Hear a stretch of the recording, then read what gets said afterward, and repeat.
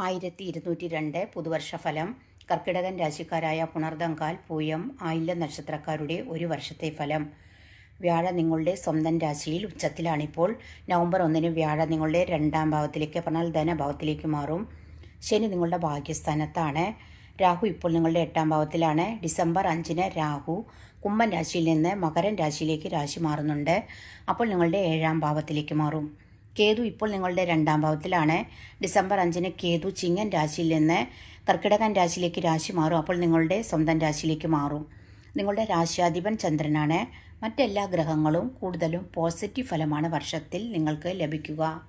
പുതുവർഷം 1202 കർക്കിടകൻ രാശിക്കാരായ നിങ്ങൾക്ക് കഴിഞ്ഞ വർഷത്തേക്കാൾ ഗുണഫലവും ഭാഗ്യവും കിട്ടുന്ന വർഷമായിരിക്കും.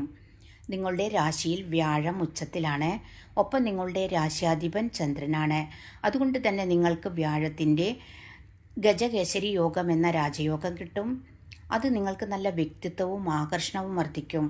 നവംബർ 1 വ്യാഴം നിങ്ങളുടെ 2ാം ഭാവത്തിലേക്ക് മാറും, പറഞ്ഞാൽ ധനഭാവത്തിലേക്ക് മാറും. അത് കൂടുതൽ നല്ലതാണ്. 2ലുള്ള വ്യാഴം നിങ്ങൾക്ക് കൂടുതൽ ശുഭഫലം കിട്ടും. ഒപ്പം നിങ്ങളുടെ ശനി ഭാഗ്യസ്ഥാനത്താണ്. ശനിദോഷം ഇല്ലാതാനും. അതുകൊണ്ട് വിദ്യാർത്ഥികൾക്ക് വിദ്യയിൽ നല്ല ഉന്നതി ഉണ്ടാകും.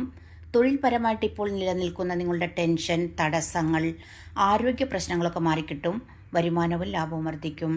സ്വദേശത്തെ വിദേശത്തൊക്കെ നല്ല ജോലിക്കുള്ള അവസരങ്ങൾ കിട്ടും. കിട്ടാതിരുന്ന ധനം, മുടങ്ങിയ കാര്യങ്ങളൊക്കെ ശരിയാവാൻ തുടങ്ങും. കടബാധ്യതകൾ കുറയും.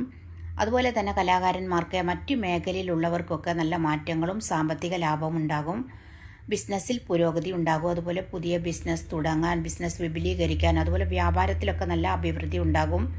വിവാഹം നടക്കാൻ, സന്താന ഭാഗ്യം, സന്താന ഗുണം വർദ്ധിക്കും. എല്ലാം നേടിയെടുക്കാൻ നിങ്ങൾക്ക് സാധിക്കും. ബുദ്ധിയും അറിവും വർദ്ധിക്കും. ഭാഗ്യം വർദ്ധിക്കും. എല്ലാവരുടെയും സഹായ സഹകരണം കിട്ടും. രാഹു കേതു നിങ്ങൾക്ക് ഗുണദോഷ സമ്മിശ്ര ഫലമാണ് കിട്ടുക. മറ്റെല്ലാ ഗ്രഹങ്ങളും നിങ്ങൾക്ക് കൂടുതലും അനുകൂല ഫലങ്ങളാണ് കിട്ടുക. അതുകൊണ്ട് പുതുവർഷം എല്ലാവിധ ആഗ്രഹങ്ങളും നടക്കും. ഇനി നിങ്ങൾ എല്ലാ ദിവസവും ഓം നമഃശിവായ 11 തവണ ചൊല്ലുന്നത് കൊണ്ട്, അതുപോലെ സർപ്പപ്രീതി വരുത്തുന്നത് കൊണ്ട്, രാഹു മന്ത്രങ്ങൾ ചൊല്ലുന്നതൊക്കെ ദോഷം മാറി കൂടുതൽ ഭാഗ്യവും ഐശ്വര്യവും വർദ്ധിക്കും. എല്ലാ കർക്കിടകൻ രാശിക്കാർക്കും പുതുവർഷം എല്ലാവിധ ഐശ്വര്യവും ആരോഗ്യവും നിറഞ്ഞതാവട്ടെ എന്ന് പ്രാർത്ഥിച്ചുകൊണ്ട് നിർത്തുന്നു. വീഡിയോ സബ്സ്ക്രൈബ് ചെയ്യാനും ലൈക്ക് ചെയ്യാനും കമൻറ്റ് ചെയ്യാനും മറക്കരുത്. താങ്ക്